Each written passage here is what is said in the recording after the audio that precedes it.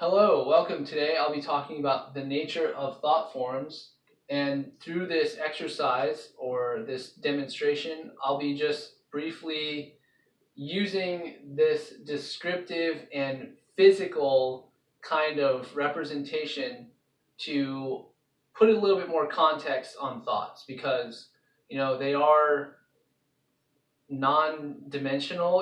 They're not here right now, they're in another dimension and they're another density I talk about in other videos, but they are essentially operating parallel to physics, to physical things like our body. Like if you cut me open, you won't find a thought inside of my body.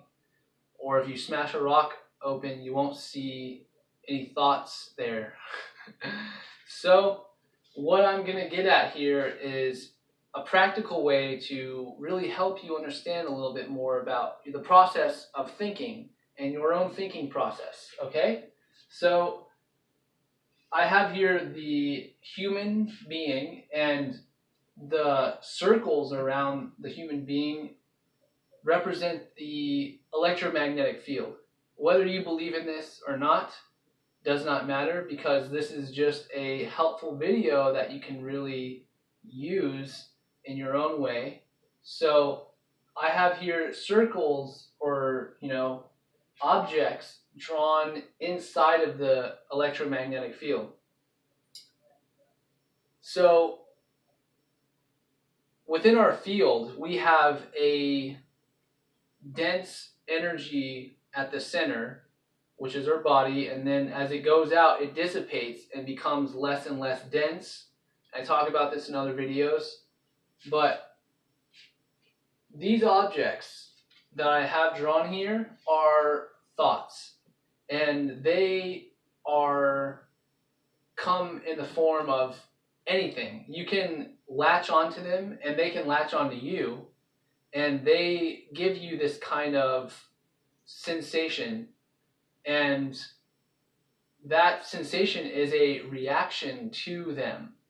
And when you react to a thought, which we're doing at all times and all moments, whether you know it or not, we become attached to them. They become attached to us. They become one with us in many ways, many aspects.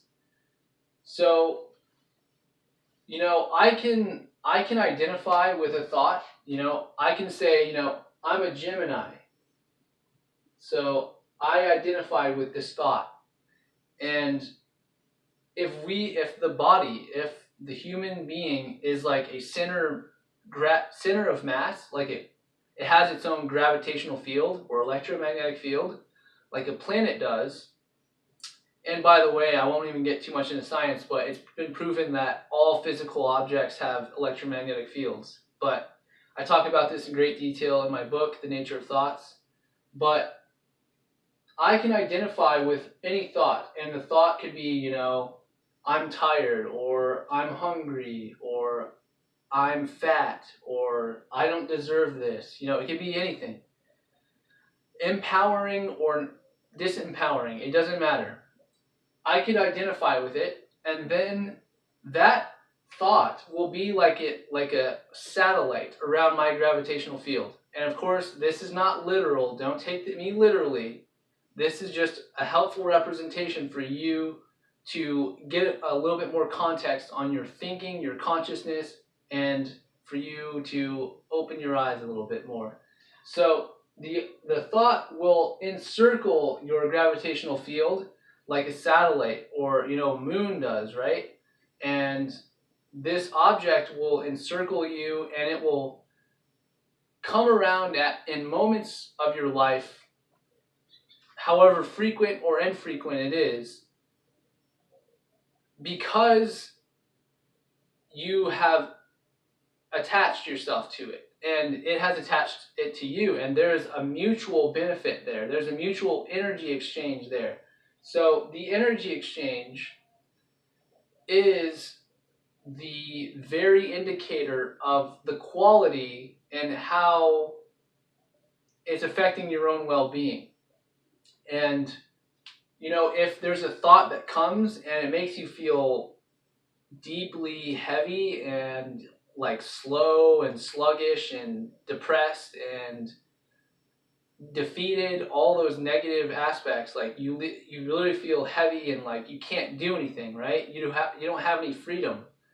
Then those thoughts are somewhat what we would call problematic, right? So I have written down here in the corner, I don't know if you can see it, it's problem and solution. And I have here indicated the positive side of the body, which is your right side, and the negative side of your body, which is your left. And this is esoteric kind of understanding of the body and the different electrical currents and the different electrical representations of your body part. I'm not going to get into that, but the thought is, if we can just kind of imagine how a thought encircles us, it goes through a solution period and goes into another problem period. The mind works by problem solution extremes.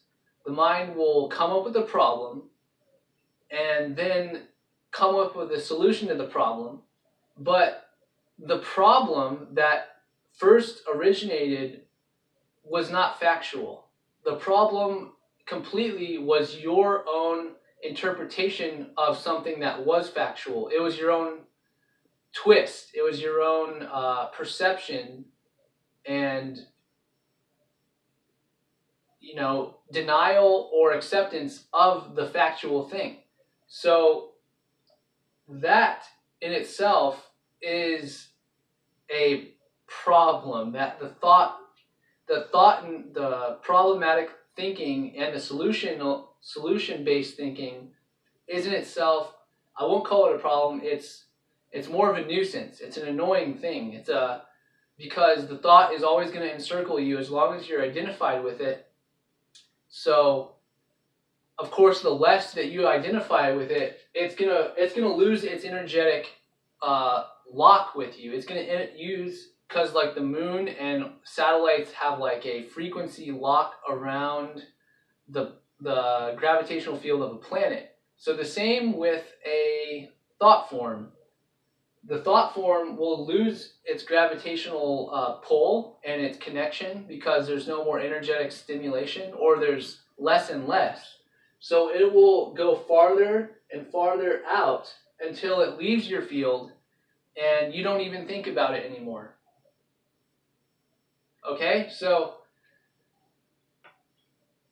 when we have a thought encircling us and that's we don't want anymore, it's going to always go through this process of solution, problem, solution, going back and through this, like, it's going to want you to do things. The thought, it's going to want you to act and do something because I talk about in other videos, but my understanding is thoughts are entities. So you can watch my other videos about that, but they're essentially, you know, there's a mutual exchange there, and whether you're aware of that exchange or not, or whether you're aware that that thought is occurring at certain moments, like when you're feeling a certain way.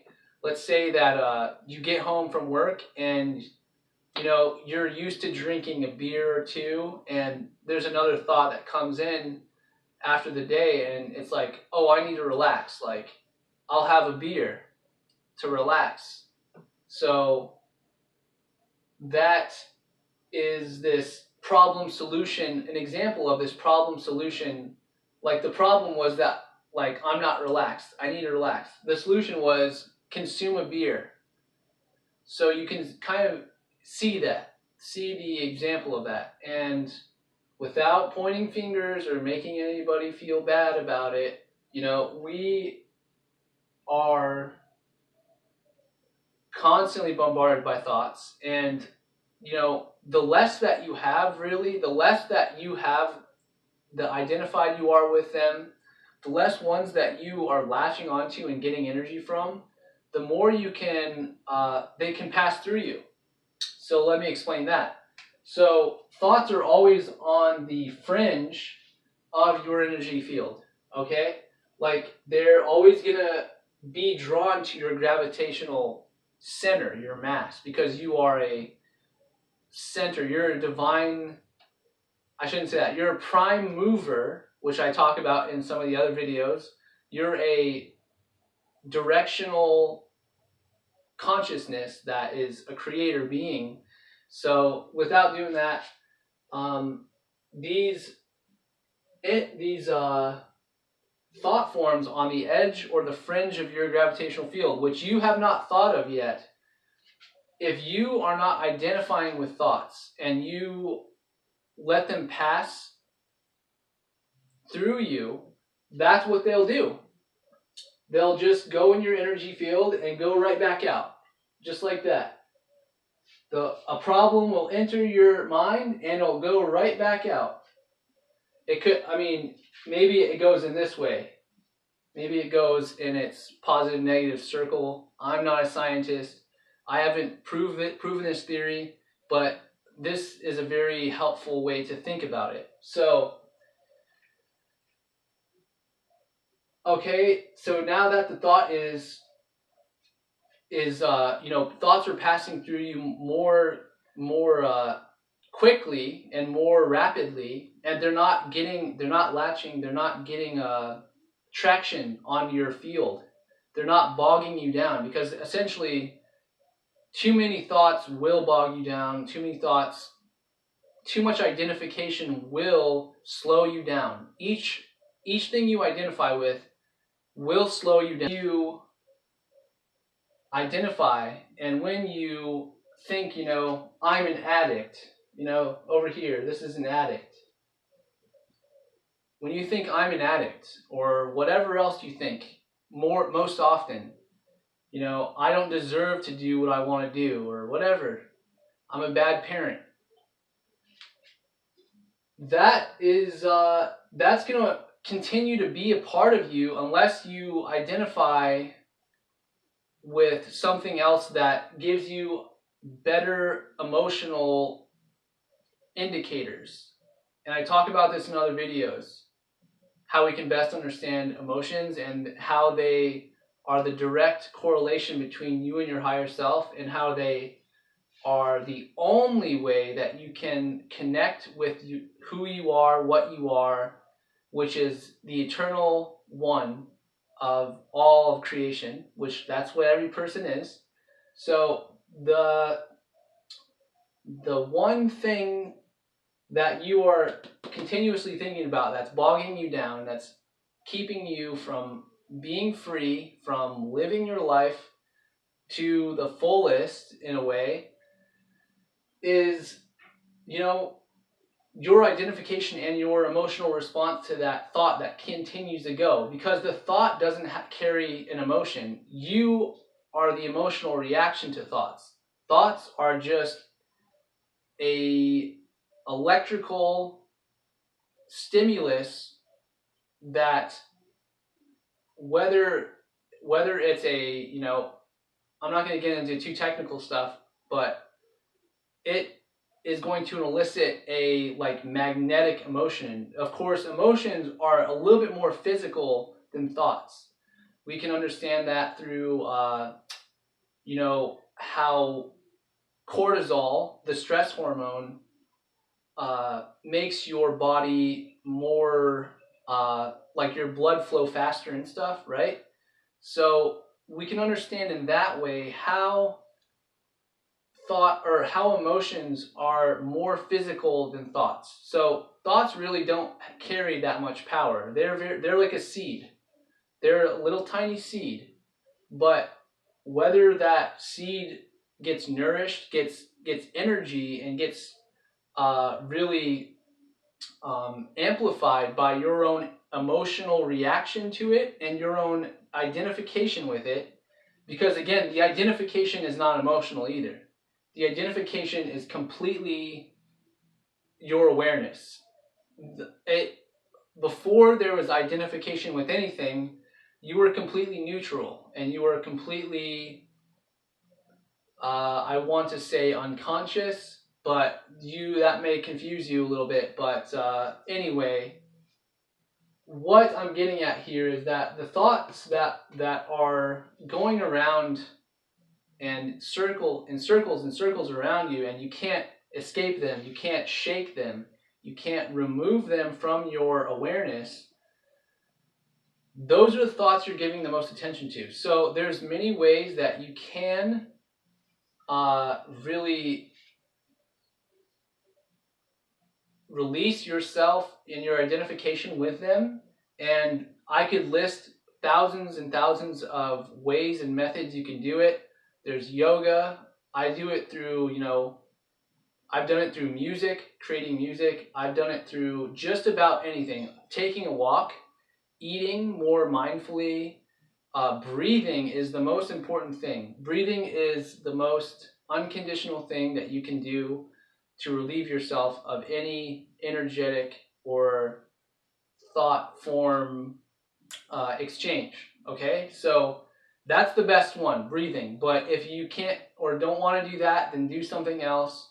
And the thought forms that really are having a big impact on your life, the beliefs, right? Because we believe things and they become like an integrated network of thoughts. That's what beliefs are. They're like just a bunch of thoughts have become a really complex, intricate system that work together to kind of it could deplete your energy, it could give you energy, doesn't matter. But they're always, because what gives you energy today may not give you energy tomorrow. So hopefully you can understand where I'm coming from there. But the solution and the problems that thoughts always want to create for you are getting you into more problems because there never was a problem to begin with. I'll repeat that. There was never a problem to begin with. And the thought forms are going to continue to go through a problem and enter a solution and then find another problem and go into another solution, problem, solution. And it's going to create all these offshoots and all these other scenarios and circumstances that didn't need to happen in the first place, but because you identified with something being problem, that it wasn't okay or good enough the way it was, and you needed to change it, that is going to elicit your response and your identification with that particular thought form and or that emotion. Because the emotion is what gives you the energy. The emotion is what sustains you and sustains the thought form, and it gives you a electrical shock in a very visceral way. It becomes, because if we're breathing, we're thinking.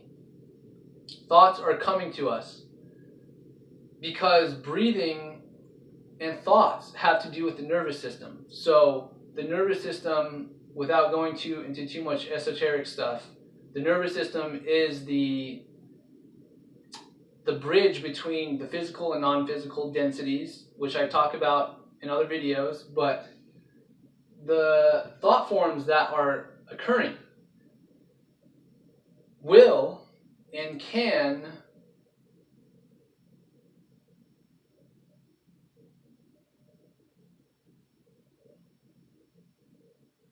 stop you in your tracks, and they can stop you, and they can really affect you in physical ways.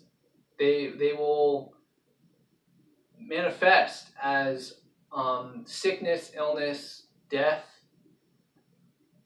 all because your identification with them. So you can see how the emotions are an integral part in this, and how that they are the reactionary phenomenon of thought forms, and how they are really validating the non-physical thought forms. So as thought forms go in and out of your consciousness, your awareness, your gravitational field, which is arguable is the same thing,